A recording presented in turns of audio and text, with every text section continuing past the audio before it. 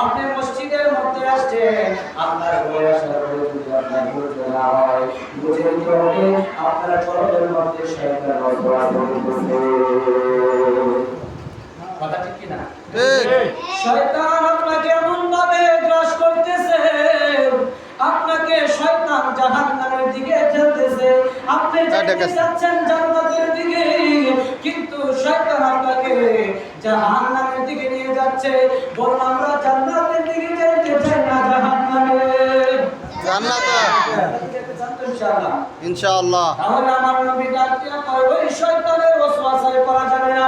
শয়তান বলবে তুমি তাড়াতাড়ি মসজিদ থেকে বের হয়ে যাও। না না না, তুমি তার বিপরীত করবে, তোমার কবজে যাবে, তুমি তার বিপরীত করবে। শয়তান চাচ্ছে তোমাকে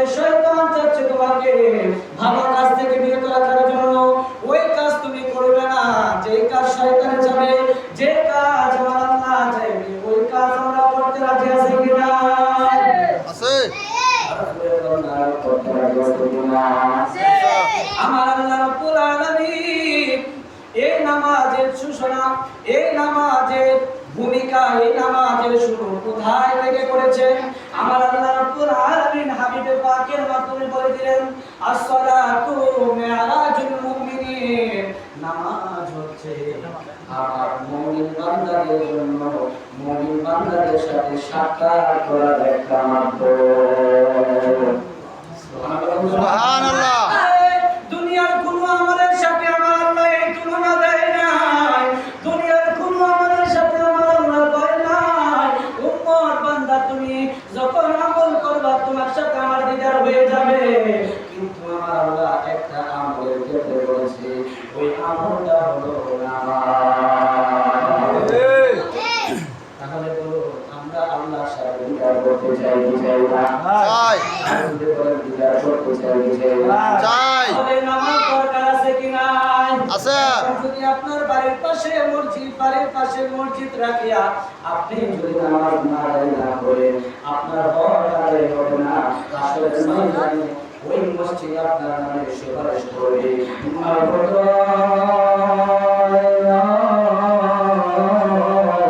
আপনার এই বান্দা আমাকে পাশে রাখিয়া নামাজ পড়েন না, আমি মসজিদের ঘরে কষ্ট হয়েছিল, আজকে মসজিদ আমি অভিশাপ দিচ্ছি, ওই বান্দাকে আপনি জাহান্নামে নিয়ে যাবেন।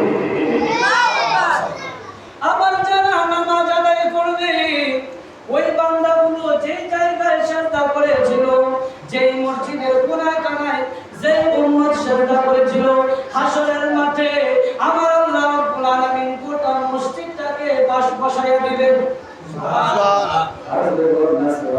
সুবহানাল্লাহ। আল্লাহ গোটা মসজিদটাকে বসাইয়া দিবে হাসরের মাঠে। যত মুসল্লি ছিল, ওই মসজিদের সাথে যাদের সম্পর্ক ছিল, মসজিদের সাথে যার কানেকশন ছিল, হাসরের ময়দানে মসজিদ দেখিয়া আমার আল্লাহ রাব্বুল আলামিনের উম্মত বলবে কে দুনিয়াতে থাকতে করে মসজিদ আমাদের বাড়ির পাশে ছিল। সুবহানাল্লাহ। সুবহানাল্লাহ। আল্লাহ ডাক দিয়া করে ও বান্দা, তুমি দুনিয়াতে থাকতে মসজিদের সাথে তোমার কানেকশন ছিল, 5 ওয়াক্ত নামাজে তুমি মসজিদের মধ্যে যাইয়া হাজিরা দিয়েছো, ওই হাজিরা দেওয়ার কারণে আজকে গোটা মসজিদ আমি হাসরের ময়দানে তুলে ধরলাম। সুবহানাল্লাহ। আমার আল্লাহ ডাক দিয়া কইব উম্মত রে, বান্দারে যা যা হাসরের গোটা হাসরের ময়দানটা গোটা হাসরের ময়দানটা এত উত্তপ্ত অবস্থায় আছে, একটা কদম পড়তে দেরি হবে তোমার গোটা শরীর এমন ভাবে জমে করে সারকার হয়ে যাবে, জাহান্নামের আগুনে পড়লে যেমনি ভাবে তোমার শাস্তি পাওয়া দরকার এমনি ভাবে তোমার শরীর গরম হয়ে যাবে। ওই উম্মত, ও বান্দারে যাও যাও, দুনিয়াতে 5 ওয়াক্ত নামাজ পড়ার কারণে আমি আল্লাহ তাআলা এই তামাম করে দিলাম। হাসরের মাঠে যে তামাম করে তোমার দাঁড়ানোর কথা ছিল, ওই তামাতে তোমাকে দাঁড়াইতে হবে না, ছায়ার নিচে মসজিদের ভিতরে চলে যাও।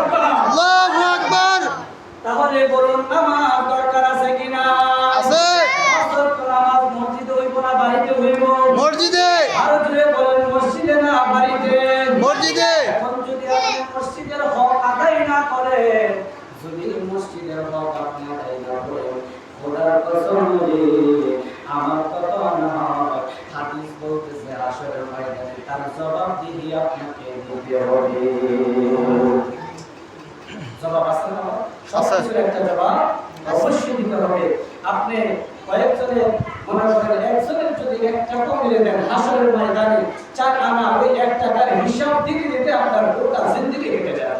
আল্লাহু আকবার, আল্লাহু আকবার। এই জন্য সব কিছুর হিসাব হবে। হাদিসে মুবারাকার মধ্যে পাওয়া যায়, মিশকাত শরীফ হাদিসের মধ্যে পাওয়া যায়, ইন্না আওয়ালান নাসি ইয়াউমাল কিয়ামাতিস সালাহ, সর্বপ্রথম হাশরের ময়দানে আপনাদের হিসাবটা করবে, ওই হিসাবের নাম হলো নামাজ। ঠিক, কবর থেকে উঠে ফেলেছো, কবর থেকে উঠে হাশরের ময়দানে যখন তুমি পা রাখবে আল্লাহর দরবারে দাঁড়িয়ে, আল্লাহকে যখন আল্লাহ তোমাকে ডাকবে, এই বান্দা আসো, তোমার হিসাব হবে, আজকে হিসাব করা হবে। বান্দা সর্বপ্রথম হিসাব হচ্ছে সালাত, নামাজের হিসাব করা হবে। তুমি দুনিয়াতে অবসর সময় কাটিয়েছো, দুনিয়াতে বাড়িতে সময় কাটিয়েছো, দুনিয়াতে রাস্তাঘাটে সময় কাটিয়েছো, দুনিয়াতে সিগারেট খাইতে খাইতে তোমার শরীরটাকে তামা তামা বানিয়ে ফেলেছো, তোমার দুনিয়া করতে করতে চলে গেছে। এবার তুমি হাশরের মাঠে আমাকে এখন 1 ওয়াক্ত নামাজের সময় আমাকে হিসাব দাও। যদি 1 ওয়াক্ত দিতে পারো, খোদার কসম ওই ব্যক্তিটা যদি সঠিকভাবে 1 ওয়াক্ত নামাজের সঠিক হিসাব দিতে পারে, আল্লাহ বিন্দু পরিমাণ সময় তার কাছ থেকে নেবে না। যাও বান্দা, তোমাকে জান্নাতের মধ্যে ট্রান্সফার করে দেবে। সুবহানাল্লাহ। তাহলে বলুন নামাজের গুরুত্ব আছে আছে, নামাজের গুরুত্ব আছে আছে। নামাজ পড়লে কি লাভ, নামাজ পড়লে কি লাভ? আমার নবী হাদিসে মুবারাকা ফরমাতে লাগলেন, ঘটনাটা হলো হযরতে ঈসা আলাইহিস সালাতু ওয়াস সালামের জামানা। ঈসা নবীর সাথে একটা ঘটনা ঘটে গেল। বাবা ঈসা আলাইহিস সালাতু ওয়াস সালাম একটা পরিবার দিয়ে যাচ্ছে, এমন তো অবস্থায় ঈসা নবী চাইয়া একটা নিদর্শন দেখলেন, নদীর পাড়ে একটা নিদর্শন। ঈসা আলাইহিস সালাতু ওয়াস সালাম একটা অবাক কাণ্ড দেখা তিনি চিন্তার মধ্যে পেরেশানের মধ্যে পড়ে গেছে। কিরে, আমার চোখের সামনে আমার আল্লাহ কি দেখাইছে? আল্লাহু আকবার বলেন না, আল্লাহু আকবার। ওই যে নদীর পাড়ে আমাকে কি নিদর্শন দেখাইলো, আমি তো কোনো কিছুই বুঝতে পারলাম না। বন্ধুরে, ও বন্ধু, গভীর মনোযোগ। নামাজ কেন প্রয়োজন, নামাজের গুরুত্ব কতটুকু, একটু মনোযোগ দিয়ে শিখবেন, একটু মনোযোগ দিয়ে বাড়িতে নিয়ে যাবে। যদি আপনার অন্তরে নামাজের ভয় থাকে, আপনার অন্তরে আল্লাহর ভয় থাকে, খোদার কসম আজকের পর থেকে নামাজ ছাড়বেন না। ও বন্ধু শুনেন, মনোযোগ দিয়ে শুনেন গো, মনোযোগ দিয়ে শুনেন, লক্ষ্য করেন। ঈসা নবী যে নিদর্শনটা দেখতে পেল, ওনার মাথার মধ্যে একটা পেরেশানি ঢুকে গেল, উনি চিন্তার মধ্যে পড়ে গেছে। আর ঈসা নবী যখন চিন্তা করতেছে, আমার আল্লাহ ঈসা নবীর চিন্তা থেকে দিলেন না।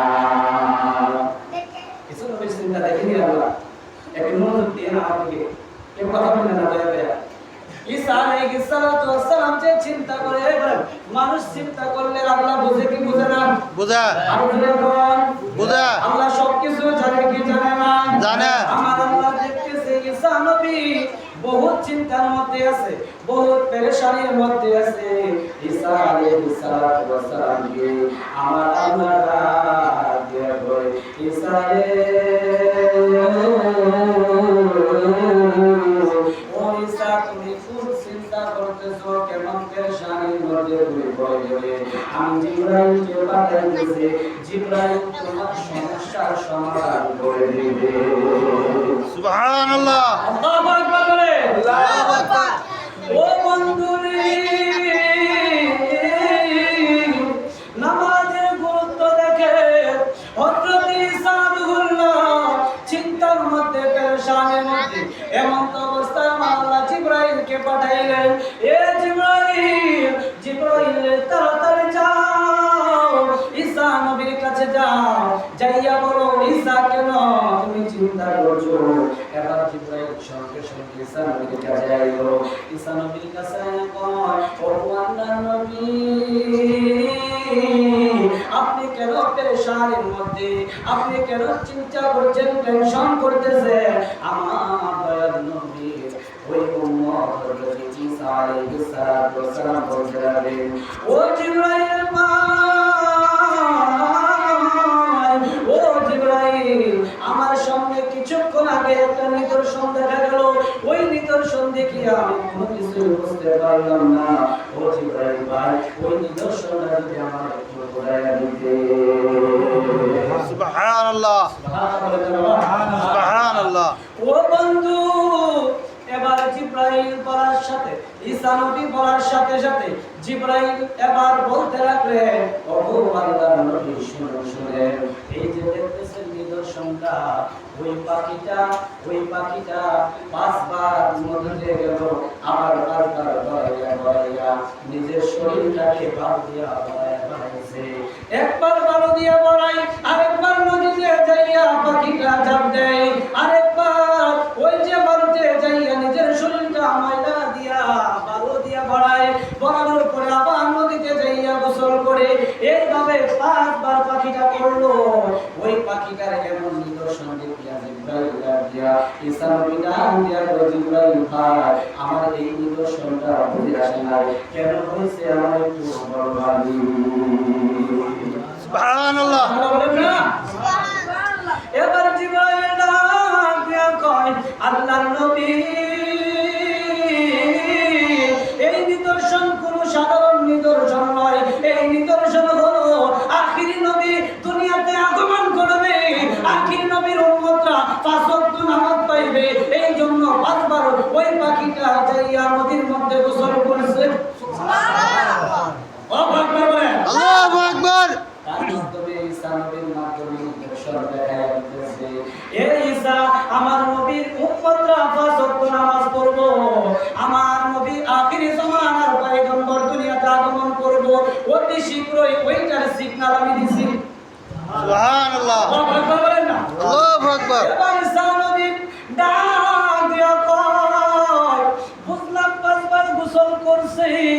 ঈসা নবী ডাক দিয়া কয়, আখির নবীর উম্মতরা আসতেছে, কিন্তু ওই পাখিটা আবার পাঁচবার ওই মাটির মধ্যে গড়াগড়ি খাইলো, পাঁচবার মাটির মধ্যে গড়াগড়ি খাইয়া আবার নদীতে যাইয়া যাচ্ছে। ওইটার মাথাটা একটু বোঝাইয়া দিতে পারবানি। জিবরাইল ডাক দিয়া কয়, ও আল্লাহর নবী ঈসা, ও ঈসা, শুনো শুনো, আখিরি জামানার নবীর পয়গম্বরের উম্মতের হায়াতের জিন্দেগি থাকবে 70 থেকে 60, 60 থেকে 70, 80 বছরের জিন্দেগি থাকবে। তারা সেই জিন্দেগিতে ফজরের নামাজ, জোহরের নামাজ, আসরের নামাজ, মাগরিবের নামাজ, এশার নামাজ পড়বে। ও বন্ধুরে, জিবরাইল ডাক দিয়া কয়, পাখিটা যখন প্রথমবার বালুর মধ্যে, প্রথমবার নদীতে রাতে আবার বালুর মধ্যে যখন নিজের শরীরটাকে মিশাইয়া ফেলল, ওইটা হলো ফজরের নামাজ। এবার জিবরাইল ডাক দিয়া কয়, ফজরের নামাজ পড়া কি হইব? এবার আমার আল্লাহ রাব্বুল আলামিন জানাইয়া দেয়, ও জিবরাইল, তাকে জানাইয়া দাও, আমার নবী ঈসারে জানাইয়া দাও, আখিরি জামানার নবীর পয়গম্বররা ফজরের নামাজ পড়ার পরে তারা দুনিয়ার কাজে বের হয়ে যাবে। দুনিয়ার কাজে বের হওয়ার পরে তাদের হাত দ্বারা গুনাহ হবে, তাদের পা দ্বারা গুনাহ হবে, তাদের চক্ষু দ্বারা গুনাহ হবে, তাদের জবান দ্বারা গুনাহ হবে, তাদের অল্পনি দ্বারা গুনাহ হবে। গুনাহ গুনাহ গুনাহ করতে করতে তারা পেরেশান হয়ে যাবে। যখনই গুনাহ করার পরে আবার দেখলাম, ও ঈসা, দ্বিতীয়বার যখন ওই পাখিটা নদীর মধ্যে ঝাঁপ দেওয়ার পরে আবার যখন বালুর মধ্যে বসাবসি করেছে, এটার মানে হলো উম্মত ফজরের নামাজ পড়ার পরে দুনিয়াবি কাজ করতে যাইয়া সমস্ত গুনাহের মধ্যে লিপ্ত হইয়া যাইব। লিপ্ত হওয়ার পরে যখন জোহরের রক্ত হইয়া যাইব, জোহরের রক্ত হইতে দেরি হবে, আমার উম্মত মসজিদের মধ্যে প্রবেশ করবে। আমার উম্মত মসজিদে প্রবেশ করার পরে ওই উম্মত ফজর থেকে জোহর অবধি যতগুলা গুনাহ করছে, যতগুলা গুনাহ তার আমলনামার মধ্যে যোগ করছে, ওই বান্দা যখন জোহরের নামাজ পড়িয়া যেমনি করে পাখিটা তার নিজের শরীরটাকে বালু দিয়া মিশানোর পরে আবার নদীর মধ্যে ঝাঁপ দিছে, তেমনি করে উম্মত যখন সারাদিন গুনাহ করার পরে জোহরের ওয়াক্তে জোহরের নামাজে আমি আল্লাহর কাছে দুইটা হাত তুলে ইয়া রহমান ইয়া রহিম বলে তওবা করবে গো, ওই জোহরের ওয়াক্তে দুইটা হাত তুলতে দেরি হবে, আমি আল্লাহ রাব্বুল আলামিন নামাজ পড়ার কারণে সমস্ত গুনাহ মাফ করে দেব। সুবহানাল্লাহ। আল্লাহু আকবার বলে আল্লাহু আকবার। এইভাবে পাখিটা পাঁচবার এইভাবে ফজর জোহর আসর মাগরিব এশা পড়ে দিয়েছে। আমার নবী ঈসা রুহুল্লাহকে আমার আল্লাহ ঈসা রুহুল্লাহকে ডাকিয়া কইছে, আখিরি জামানার নিদর্শন তোমাকে দেখাইয়া দিলাম, তাদের হায়াতের জিন্দেগি কম হবে কিন্তু আমলের জিন্দেগি অনেক হবে। সুবহানাল্লাহ। বলে আজকে থেকে আমরা যদি গুনাহ মাফ করাইতে চাই, এক নম্বর আমলটা কি? নামাজ। আর যদি বলেন কি? নামাজ। এমনি করে ঈসা নবীর নিদর্শন দেখাই দিয়েছে, এই নিদর্শনের সাথে আমাদের উদাহরণটা ঠিক আছে নি? ঈসা নবীর যে নিদর্শনটা দেখাই দিয়েছে, আজকে আখিরি জামানার পয়গম্বরের উম্মতের নিদর্শন ঠিক আছে না? ঠিক আছে। এই উম্মত কত ফজর নামাজ পড়ার পরে কত গুনাহ করে আল্লাহ জানে একমাত্র বান্দা এবং আল্লাহ ভালো জানে। বান্দা ওই যে ফজর থেকে জোহর অবধি কত গুনাহ করে, ওই গুনাহ করতে করতে তার নফস এমন কালো হয়েছে, ওই বান্দা যদি জোহরের ওয়াক্তে যায় আল্লাহর কাছে মাফ চায়, আল্লাহ তাআলা বলেন ওই মাফটা আমার কাছে বড়ই ভালো লাগে। আমি বান্দা, আমি আল্লাহ রাব্বুল আলামিন ওই বান্দাকে ক্ষমা করতে বেশি দেরি করি না, সঙ্গে সঙ্গে মাফ করে দেই। আবার যখন জোহরের নামাজ পড়ে আবার বান্দা ঘর থেকে বের হয়ে যায়, আবারও গুনাহ করে, আবারও বান্দা ওই যে আসর ওয়াক্ত হয়ে গেছে আবারও মসজিদের মধ্যে চলে গেছে, যায় আল্লাহর কাছে কাম করে, আল্লাহ আমার তো ভুল হয়ে গেছে, ওইটা হয়ে গেছে, আল্লাহ আমার মাফ করে। সুবহানাল্লাহ। তওবা করার জন্য আল্লাহ কত রাস্তা আপনাদের দিয়ে দিয়েছে, পাঁচ ওয়াক্ত নামাজ সর্বপ্রথম। সুবহানাল্লাহ। আজকে বুকে হাত দিয়ে বলবেন আল্লাহর কসম এই মসজিদের মধ্যে বসা আমাকে খুশি করার জন্য বলিয়েন না, এই কথা শুধু আল্লাহ এবং তার রাসূলকে খুশি করার জন্য বলবেন। বলেন আজকে থেকে আসরের ওয়াক্ত থেকে শুরু হবে, আমরা সবাই পাঁচ ওয়াক্ত নামাজ পড়ব, আল্লাহ এবং তার রাসূলকে খুশি করার জন্য দুইটা হাত তুলেন। সবাই করবেন তো ইনশাআল্লাহ। দুইটা হাত তুলেন, আমাকে খুশি করার জন্য নয়, আল্লাহ এবং তার রাসূলকে খুশি করার জন্য। বলেন নারে তাকবীর, আল্লাহু আকবার। নারে রিসালাত, ইয়া রাসূলুল্লাহ, ইয়া রাসূলুল্লাহ, বলেন ইয়া রাসূলুল্লাহ, নারে রিসালাত, ইয়া রাসূলুল্লাহ। বাবা আমার সাথে কিন্তু ওয়াদাবদ্ধ হন নাই, ওয়াদাবদ্ধ হয়েছেন কার সাথে? আল্লাহর সাথে। বুঝিয়েন কিন্তু আসরের মাঠে যারা হাত তুলছেন না, বলছেন না, বুঝছেন না যে হাত আপনার বেঁচে গেছে, ওই আসরের মাঠে আমাকে প্রশ্নবিদ্ধ করা হবে। ও ইমাম সাহেব, তোমাকে না নামাজের দায়িত্ব দিয়েছিলাম, মিম্বরের দায়িত্ব তোমাকে দেওয়া হয়েছিল, মিম্বরে দাঁড়াইয়া কি করছো? বলে আল্লাহ আমি বলবো আল্লাহ আমি তো নামাজের তাকিদ দিয়েছি, আপনার বান্দা আপনি ক্যামেরাটা অন করেন, ক্যামেরাটা অন করিয়া দেখেন না আপনার বান্দা কয়জন হাত পাচ্ছে। সুবহানাল্লাহ। এই দুনিয়ার ক্যামেরা তো কিছু না, আমার আল্লাহ ফেরেশতা দিয়া সুন্দর আখিরাতের ক্যামেরাটা ফিট করে রাখছে, তোমরা কতটুকু কি আমল করতেছো কি করতেছো এটা আমার আল্লাহ জানে। কথা বল না, আমরা যে হাজারা হাত পাইছেন না, হাত তুলছেন না, এটা কি আমার তো দিয়েছে না, আসলে আপনাকে জবাব দিয়ে করতে হবে। আল্লাহ যেন আমাদের সকলকে পাঁচ ওয়াক্ত নামাজ পড়ার তৌফিক দান করুন, সবাই বলে আমিন। আমি একটু সময় নিব, বেশি না, 5 মিনিটের মতো হয়ে যাবে ইনশাআল্লাহ। লোকটা আমি টাইপ করব, ভাই কি কষ্ট করে দেখতে পাবো। আলহামদুলিল্লাহ আমাদের মুক্তি উৎসবের মুক্তিটা আমি কষ্ট করে নিয়ে আসো।